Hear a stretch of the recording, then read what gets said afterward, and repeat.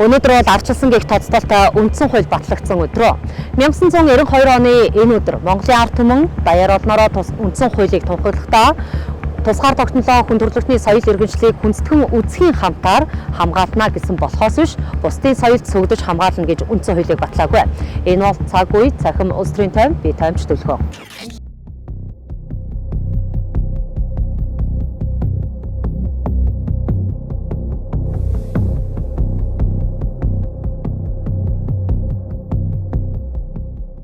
Ардчлаар замсан 35 жилийн түүхэнд Монгол улсын тусгаар тогтнол, газар нутгийн бүрэн бүтэн байдал, хил хязгаарын халдашгүй байдал, хүн ам зүй, удмын сангийн аюулгүй байдал, оюун ухамсар, орон зайн аюулгүй байдал, соёл иргэншлийн аюулгүй байдал, ахуйн аюулгүй байдал гэд дэлхийн бөмбөрцөг дээр туурах тусгаар Монгол улс хэмээхийг батлах бүхий л үзүүлэлтүүдэд гүн харанхуй сүудэр тусчээ. Ялангуяа Монгол улсын ерөнхий сайдаар ажиллаж байсан оюун эрдэнэгийнх Лувсан намсран өргөмөл бутаж хүүгийн бурангуй бодлогын улбаагаар сүүлийн 5 жилийн хугацаанд Монгол улсад элтэд бүгд найрамдахтад ард улсын хөрөнгө оруулалтын бодлогыг дагсан хятад иргэдийн цуваа тасархаа байв. Тэдний тоо толгойд хяналт тавьж чадах төрийн бүтцийн субъект гэж ч алга боллоо. Үүгээр зогсох хятаджуулах бодлогын сүүдэр Улаанбаатар хотыг нэгэнтээ нөмөрчээ. Угтаа ардчилсан гих үндсэн хуулийн засгийн бүх эрх ард түмний мэдэл байна хэмээн хуульчилсан боловч Монгол дахь элэг нэгтнүүдээр дамжуулан гарамгаа хэрэгжүүлж байгаа хязчуулах бодлогын хар хүчээр Монголын жинхэнэ ард түмэн засгийн бүх эрхээ мэдхэ болж харин хар хятадын төлөөллүүд засгийн бүх эрхийг мэдэх болсоор удаж байна.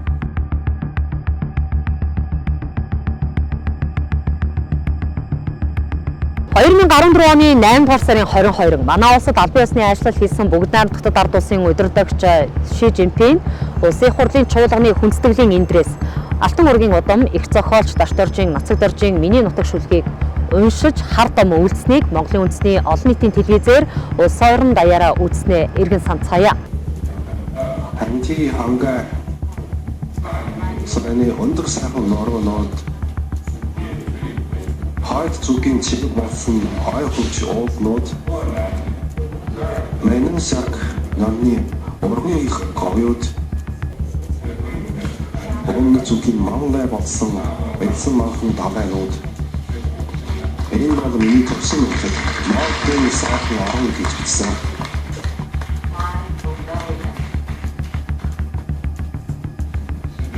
Цамгаачдын дараа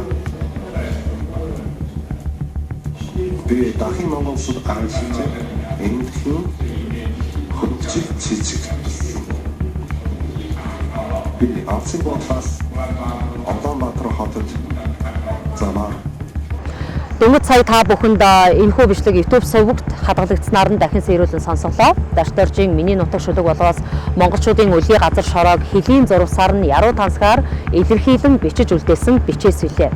Тэгвэл хинтээ хангаа саяны нутаг хүннөөс сүнөө их өвгдийнхөө түүхтэй хамт бүгд найрамдах хятад ард улсын өмч юма гэдгийг илэрхийлэн энэхүү хар домыг үлдэж энэ л газар шороог хятадд чөлөөлөн авах санаахлаа энэ үйлдэлээрээ илэрхийлсэн дамжиггүй. Энэ үйлдэлээс ердөө 10-аад оны дотор Монголыг хятаджуулах бодлого эрчимтэй хийгдэж эхэллээ. За энэ 10-аад оны дотор монголчуудыг загасны ой санамжтай байлгах арга технологиуд тайганчуудаар дамжин амжилттай гүйцэтгэж байна. Үндсэн хуулинд 2019 онд оруулсан ноцтойны өөрчлөлтийн улмаас өнөөдөр Монголын өмч бүхэн нийтийн өмч хэмээн ойлгогдох гашуун зовлонгийн намагт шийдэж байгаа билээ.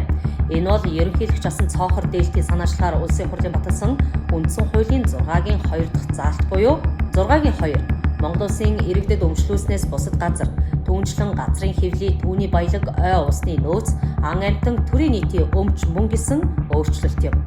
2014 онд Ши Жинпин аль голомтноос минь Монголын газар нутгийг чөлөөлөх хар санаагаа домнож дараагаар нь батлагдсан хуулийн эрх зүйн зохицуултуудыг харвал удаа газрын хуулийн өөрчлөлтүүд бэлчээрийн хууль нэртэй газрыг малчтаас булаах санаа сэтлүүд сүүлд хоршоолох хөдөлгөөн нэртэй мөн л бэлчээрийг буюу жинхэнэ ард нь манхаа болсон тал нутгийг чөлөөлөх санаанууд Монгол улсын парламент гэх төрийн удирдлагын институт дотроос бодлогоор хийгдэх болсон юм. Энэ бусармаг үйлдэлийг зөвшөөрөх гол заалт нь ердөө үндсэн хуулийн 6-гийн 2. Төрийн нийтийн өмч гэдэг нь төрийн давуу эрхийг огт хилээгүй.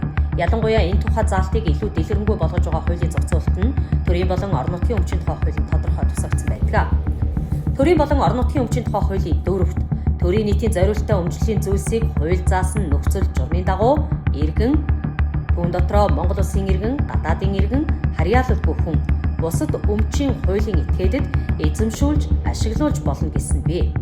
Энэ хууль 1996 оны парламентаар батлагдсан байдгийн хятадчих бодлогын сүүдэр ингэж далд хэлбэрээр үл анзаарагдах нөхцлөөр дагвар хуулинд тусагдаг.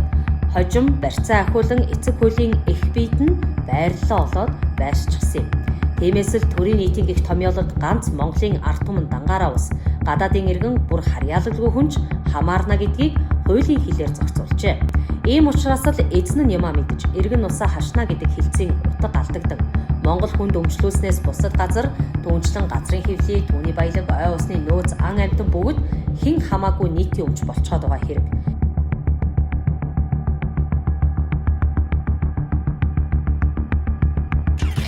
Ёо манай үндсэн хуульд бол нэг том нутагдал бий. Тэр бол одоо 3 тулгуур төрийн эрх мэдлийг 3 тулгуурт одоо тэмцэх хуваах энэ хааж байдгийн түгээмэл зарчим алдагдсан. Анхнаасаа энийг одоо зөв ойлгож, зөв тодорхойлж чадаагүй үндсэн хуулиудаа бид нар. Энэ хууль маань дотроо 2 юм одоо үзүүртэй 2 ингээд юм онцлогтой хууль хүнсэл. Нэг талаасаа ардсан ёс хүний эрх гэж яриад байгаа хүртэл нөгөө талаас үндэсний эрх гэж яриад байдаг. Энэ хоёр маань өөрөө яг цаг хугацааны шалгуурыг яагаад давж боломжгүй гэхээр одоо үндсэн хуулийн 1-2-т бол одоо ардсан ёстой тэг ширэг шударгас гэж яриад байна л да. Тэгэхээр үндэсний эв нэгдэл яриад байна тийм ээ. Тэгэхээр арчил байгаа газар эв нэгдэл байдаг юм л да. Арчил байгаа газар хүний эрх ашиг, хувийн ашиг сонирхол гэж юм байна. Хувийн ширхшигтэй нь одоо суурин хэрэгслийн гэнэ барууныхан те хуулийн өрөөнд зангидаад тэр хувийн эрх ашигыг яаж зөв зохистой уялдуулж явах вэ гэдэг талаас үндсэн хууль байдаг. Альва улсын гадаад худалдаа эдийн засаг нэг 40-оос дээш хувь аль нэг улсаас ганц улсаас хамааралтай болоод ирвэл эдийн засгийн аюулгүй байдал одоо алдагдана гэсэн ийм одоо мэргэжлүүдийн дүгнэлт байдаг юм аа. За манайх бол энэ аль хэдийн алдагдсан. За экспортын бол одоо 80-90% тийм ээ. За импортын 50-60% ч юм уу байгаа бах. Одоо нэг улсаас хамааралтай. Энэ гажуудлаа бид одоо засахталаар хичээхгүй байгаад хамгийн одоо харамсалтай тал нь байгаа юм. Ер нь бүхэл бороо орнуудын хувьд бол үндэсний эрх ашиг хамгаалах биш харин гадны зүйн эрх ашиг бүх юма дэлгэж өгдөг тийм үндэс бол болсон байдаг. Энэ ганц манай Монголд биш тийм ээ. Тэр үндэс хуулийн мөн чанар бол буурын орны үндэс хууль, 2 толгуур үндэсний үндэс хууль гэдэг талаас яах нь хүчрхэгөө суд Монголд орж ирэх дэвсгэрийг үе таал болсон үндэс хууль гэсэн. Бүгд найрамдахтад ард улс Монгол улсын сар тогтнолыг хүндэтгэн үздэгэ гэдгээ удаадараа илэрхийлсээр ирсэн. Бид ч мөн ялгаагүй тус улсын сар тогтнолыг хүндэтгэн үзэх зүйн хэрэг гагцхүү үндсэн хуулийн эхэнд буюу тунхагт бичигдснээр Монголын ард түмэн тусгаар тогтнолоо бусдын соёл иргэншлийг хүндэтгэн үзэхийн хамтаар хамгаална гэсэн болохоос биш тэдний бодлогод уусан нэгдэж хамгаална гэж огт тунхаглаагүй. Энэ үндсэн хуулийн дээр одоо хамгийн гол энэ үндсэн хуульд суурилж хэрэгждэг бол хөрөнгө оруулалт гэдэг ойлголт байна л да. Бид нар яагаад ч хөрөнгө оруулалтыг нэг л гайхамшиг хөгжил гэж ойлгоод байдаг тийм биш. Хөрөнгө оруулалт гэдэг бол гадны хувьд бол нэг стратеги. Тухайн юу ч мэдэхгүй улсыг үндсэн хууль гэдэг юм маран тэ хайрцаглаж одоо бомлсны дараах юм уу зөвлөж хэлэх юм бол яг нь хөрөнгө оруулалт нэртэйгээр тэдний одоо юу гэдэг улс төр нийгэм эдийн засаг ноёлох байр суурь оруулалт. Тэр хөрөнгө оруулалт орсонгоор тухайн улс төр нийгэм эдийн засаг нь гадны эрх ашиг үйлчлэх тийм л одоо үйлчлэгийн салбар хэмжээний яг нь тийм л одоо дэд бүтцэн болж өгдөг болохоос хөрөнгө оруулалт гэдэг бид нар бизнесийн ашиг гэж ойлгоод байдаг тийм биш. Үндсэндээ нэг номер эдийн засаг хятад улс. За энэ улс биднэрт мэдээж боломжууд өгч байгаа. Түүнийхээ хажуугаар тэр боломжийг нь одоо хязгааргүй ямар ч одоо өөрийн бодлого ачлаад явах юм бол бид нэр өөрсдөө явандаа тусгаар тогтнолд алдах юм эрсдэлтэй. Одоо хятадын машиныг Монголын одоо том эрх мэдэлтэй өөрөө бариад цахилгаан машин гэдэг энэ машиныг одоо бид авах хэрэгтэй. Одоо төрийн бодлогоор хэдэн мянгаар нь оруулж ирэх хэрэгтэй гэж ингэж яриад явж байгаа.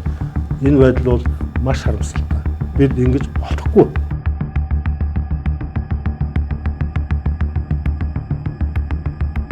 Ард түмний аав гэгдэх Монгол улсын ерөнхийлөгч таны тижээсэн тижээврээд Монгол улсыг зайлшгүй харьжуулах бодлогод үйлчлсээр ирлээ. Тэдэнд хэн хариуцлага тооцох вэ гэдэг эзэн тодорхойгүй байна. Тэгвэл ард түмэн үндсэн хуулийн амин сүнсэд заагдсан заалтынхаа эзэн эрхийг эдлээ. Энэ заалт бол үндсэн хуулийн 3-1 тусгагдсан засгийн бүх эрх ард түмний мэдэлд явах тухай заалт юм.